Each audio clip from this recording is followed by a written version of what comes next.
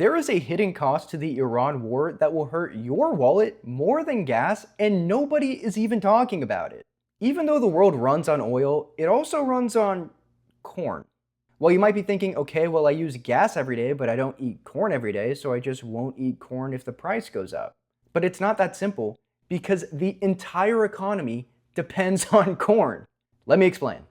The Strait of Hormuz, which is the only waterway that connects the top producing oil countries in the Middle East to the open ocean, closed on March 2nd after the US and Israel attacked their military facilities and nuclear sites. Now, about 20% of all the world's oil passes through it daily. And you and your wallet have already felt the consequences of that, because according to AAA, the cost for regular 87 gas has shot up over $1 per gallon over the past month, while diesel has shot up $1.65. So, in its simplest form, the price of oil has gone up because the global supply has gone down, and oil is a globally traded resource, so every country's feeling it. But the Strait of Hormuz isn't just an oil route, it's also a route for nitrogen fertilizer, which impacts pretty much everything you buy. About 1/3 of the world's nitrogen fertilizer passes through the Strait of Hormuz, and corn is one of the most nitrogen-intensive crops in the world. As of now, the cost of that same nitrogen fertilizer makes up about 20% of corn's production costs, and corn farmers need this fertilizer right now for spring planting. But the price of urea, which is the most commonly used nitrogen fertilizer, has gotten so bad. Urea futures skyrocketed 70% this year to $684 per ton. So, if farmers can't afford to grow corn anymore because the cost to grow is too much, then the price of corn will skyrocket. But before we get into the hidden costs that will soon go up in price, we have to talk about gas again, because gas is actually made from corn.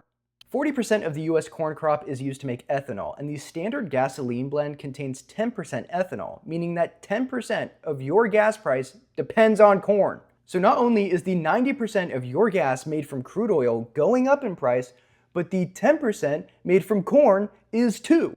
That's a double whammy for your wallet right there. Now, this next expense isn't going to affect you today, but it is going to affect you in 3 to 6 months from now, and that's meat. Feed is the largest single cost item for the livestock and poultry industry, and corn makes up for more than 95% of total feed grain production and use. So, if it costs farmers significantly more to feed their animals, that cost will be passed down to the grocery stores, and then eventually to you, the consumer.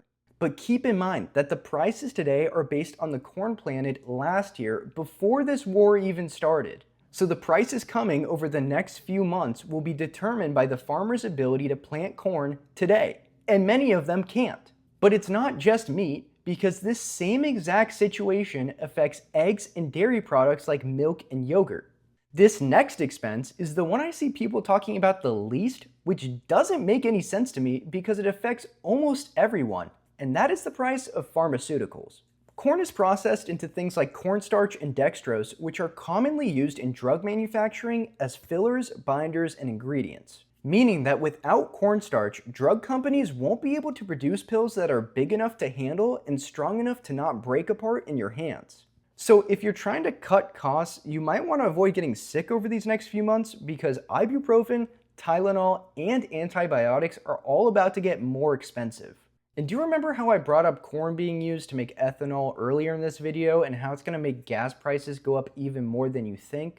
Well, ethanol isn't just used in gas, it's also used in products like hand sanitizer and household disinfectants. So, at the same time drug prices are rising, the very products you use to avoid getting sick are getting more expensive too. However, you could see this other affected category as a positive or a very bad negative.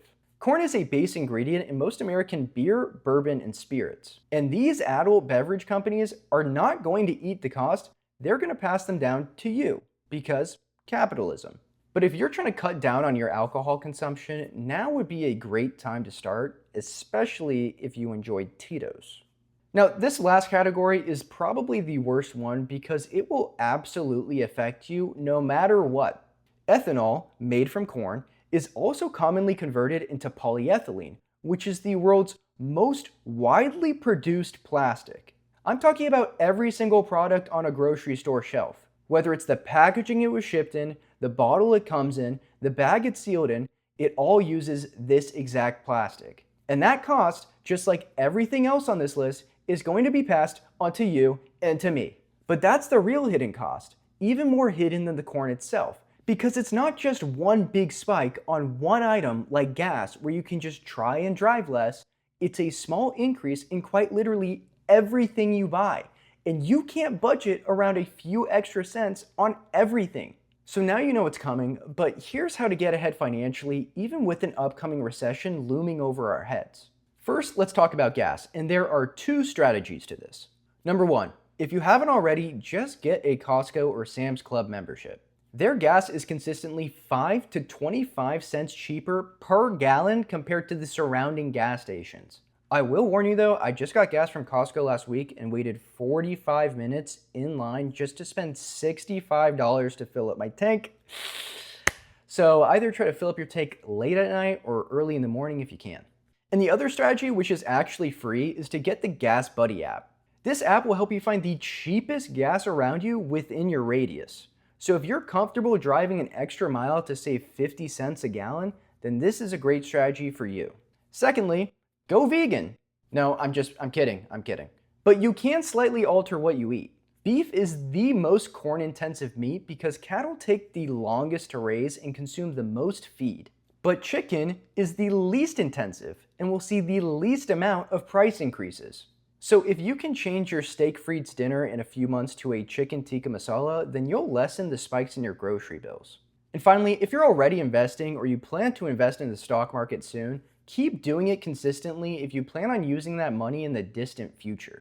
Yes, I know that the S&P 500 being down 7.82% in the past month is terrifying for your investment portfolio, but too many people sell their investments during times of uncertainty at a loss, and then the market recovers without them. Selling low and buying high is not the way to get rich, no matter how hard it is to continuously put money into investments that are losing value so quickly. But I like to see this as a way to get the same investment you confidently bought 1 month ago at a 7.82% discount. Because when the market recovers, the money that you put into the market today will increase significantly more in value than the money that you put into the market last month. So unless you have a crystal ball, just buy and hold. And if you want to learn the simple investing strategy I use that outperforms top investors, check out my last video here. And if you want to stay up to date about the economy and take more actionable steps to stay ahead financially, make sure to subscribe and smash that like button. Thank you, my friends, for watching, and I will see you next time.